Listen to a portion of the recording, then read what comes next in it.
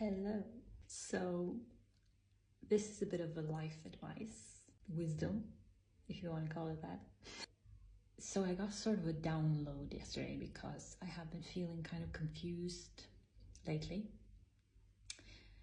Maybe because of this Pisces energy that is going around. A lot of planets in Pisces right now. Mercury is soon turning retrograde, and Mercury doesn't do so well in Pisces either, so it's like difficult to actually decipher things.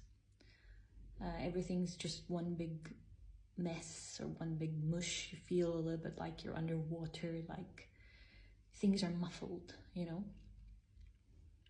That's how I felt anyway. And I've also been kind of low on energy, and I think that's also a little bit of a Pisces thing. Need to rest, need to retreat, that sort of thing.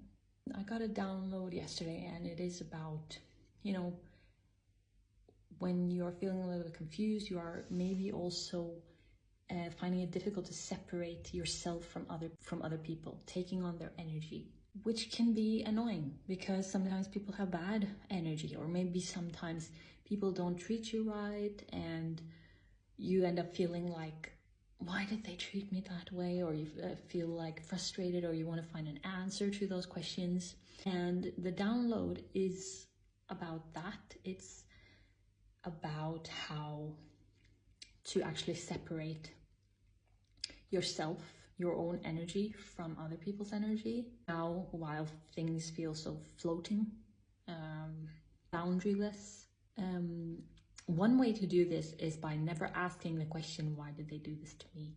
Because then you suddenly involve yourself in the equation. Because what other people do or say is, in a way, you know, if you want to protect yourself, none of your business, you know. How they act is none of my business, has nothing to do with me.